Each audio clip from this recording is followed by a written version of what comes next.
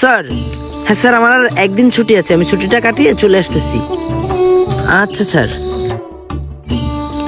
আব্বা, কি খবর? কি খবর আর কি, আজকে কাজ কামে যাতে পারিনি, শরীরটা খুব ভালো লাগতেছে না। তুই আমার জন্য এক প্যাকেট বিরিয়ানি দিস কেন দিদি? আব্বা, আপনারা না কইছি বিড়ি সিগারেট আর খাবেন না, আপনি কি এগুলা এখনো বাদ দিতে পারেননি? আপনি 5 ওয়াক্ত নামাজ পড়েন, এগুলো আর খায়েন না। ওরে বিড়ি তো আজ 50 বছর ধরে খাচ্ছি। আমি যখন ধরে বিড়ি খাচ্ছি তখন তো তোর মা আরও বিয়ে হয়নি। তুই তো তার ছেলে, তুই আমার বিড়ি খাতে নিষেধ করিস কিভাবে? হিসাবটা কিন্তু এটা না আব্বা, আমি একটা চাকরি পাইছি, মাসে 30,000 টাকা বেতন, সংসারটা সুন্দর মতো চালাচ্ছি, এলাকায় খুব মান সম্মান বাড়তেছে। এখন যদি আপনি এভাবে চলেন তাহলে কি আমার মান সম্মান থাকবে? বিড়ি খালি মান সম্মান যায় না, জানিস? আমি আবু কালাম, আমি ইনকাম করি, আমি বিড়ি খাই, তাতে কার কি হইলো না হইলো ওসব দেখার সময় নেই আমার। আপনি আসলে ব্যাপারটা বুঝতেই পারতেছেন না। আমরা বড় হয়েছি আব্বা, 2-5টা লোক আমাদের চিনে, আমি যে আপনার ছেলে এটাও জানে। এখন আপনি যদি এভাবে চলাফেরা করেন তখন কি আমাদের মান সম্মানটা থাকবে? এই মান সম্মান করতেছিস? একটা লোক যদি বাড়ির পরে আসে, তারে যদি পকেটে একটা বিড়ি বের করে না দিতে পারি, তাহলে কি আমার মান সম্মান থাকবে? আল্লাহ গো, বুঝাই কি আর বুঝে কি। এই যে তুই চাকরি করতেছিস, এখন লোকে যদি কয় তোমার ছেলে চাকরি করতেছে তাই একটা বিড়ি খাওয়া, তা আমি যদি পকেটে একটা বিড়ি বের করে না দিতে পারি, তাহলে আমার মান সম্মান থাকবে?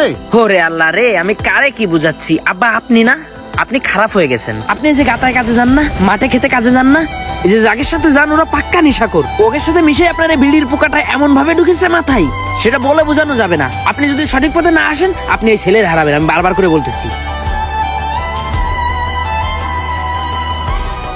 এ কাকা দাঁড়াও, তোমার কাজ যাচ্ছিলাম। কও কি খবর? আজকে তো কাজ হয়নি, তাহলে দুজনে মিলে একটু বসপানে।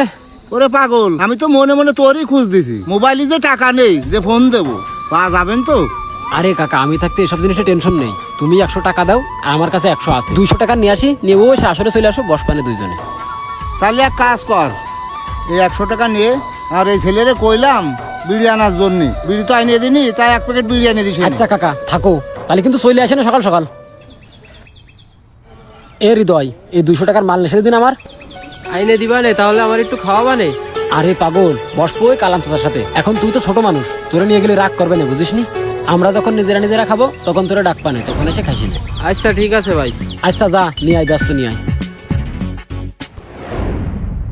এই দেখে, এই কোম্পানি না, এই কোম্পানিতে আমি চাকরি পেয়েছি, বিরাট বড় কোম্পানি। এ লিটন, এ চাকরি বাকরি পায় কি বন্ধু বান্ধবদের ভুলে গেলি নাকি? এই কি হয়েছে? কি হবে? কথাই তো বলতেছিস নে। কি কথা বলবো তোর সাথে? কি কবি মানে? বন্ধু বান্ধব মানুষ, একসাথে 5 পর্যন্ত পড়েছি, চাকরি বাকরি পায় এখন দাম দেখাচ্ছিস তুই? হ্যাঁ, তুই কিসের বন্ধু রে? তুই কিসের বন্ধু আমার? আর তোর সাথে কি কথা বলবো? হ্যাঁ, তুই আমার আব্বার সাথে একসাথে বসে বিড়ি খাইস, বেয়াদব একটা। আমি কোনো খোঁজ রাখি না, আমি কিছু জানি না। আরে তোর বাপের সাথে কাজে কামে যাওয়া পড়ে, এই জন্য একসাথে বিড়ি সিগারেট খাই একটু। তাহলে তুই আমার বন্ধু দাবি করিস কোন মুখ নিয়ে? কোন মুখ নিয়ে তুই আমার বন্ধু দাবি করিস? সর এখান থেকে, নেশা করে টেশা করে কিছু না করে। তোদের সাথে গাতায় কাছে যাওয়ার পর থেকে আব্বা এরকম প্রফেশনাল বিড়ি করে হয়েছে, রাত বেরাতেও বাড়ি থাকে না, আর যেমনি সেমনি টাকা খরচ করে। এ তুই কোনে পাট নিচ্ছিস, কোনে দাম দেখাচ্ছিস? তোর মতো বন্ধু বান্ধব আমার কোনো টাইম নেই। তোর আব্বার সাথে শুধু বিড়ি খাইনি, এ দেখ পুটলা নিয়ে আইছি, এই পুটলাও খাবো তোর আব্বার সাথে বসে। এ তুই তোর আব্বা 100 দিল আর আমি 100 দিলাম, এখন 2 চাচা বাবু বসে আরামসে খাবো। এই কাকা বিড়ি খাই শুনেছি, এখন এইসব খাওয়া শিখে গেছে? তোর সাথে আর ঘোরা যাবে না রে, নাইলে লোকে আমারও খারাপ বলবে, তুই থাক।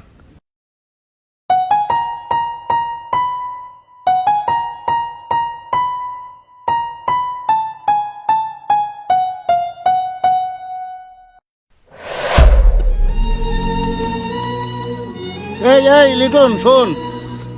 কি কি শুনবো? তোর কালকে ছুটি শেষ, তুই আজকে রাগ দেখায় চলে যাচ্ছিস কান? কেন চলে যাচ্ছে আপনি বুঝতেছেন না?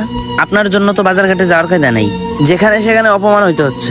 আপনি যে শুরু করছেন সেগুলো নিয়েই থাকেন, আপনার কোনো সেলের প্রয়োজন নেই। আর কি শুনেছিস তুই বাজার ঘাটে? আর কি জন্য রাগ দেখাচ্ছিস সেটা তো কবি।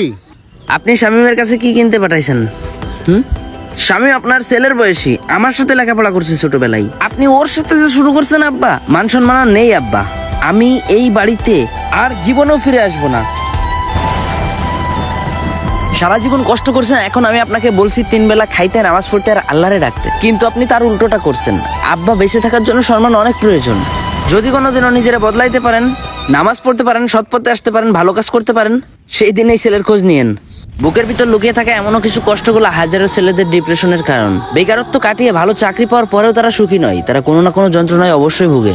আর এই যন্ত্রণার কারণ যদি বাবা অথবা মা থাকে, তাহলে সেই ছেলের কাছে যতই টাকা থাকুক না কেন, পরিস্থিতি যত ভালোই থাকুক না কেন, ডিপ্রেশন প্রতিনিয়ত তার সাথেই থাকে। বাবার নামে রাস্তাঘাটে ও মানুষের কাছে খারাপ কিছু শোনার মধ্যে যে কতটা কষ্ট লুকিয়ে থাকে, এটা শুধু তারাই জানে।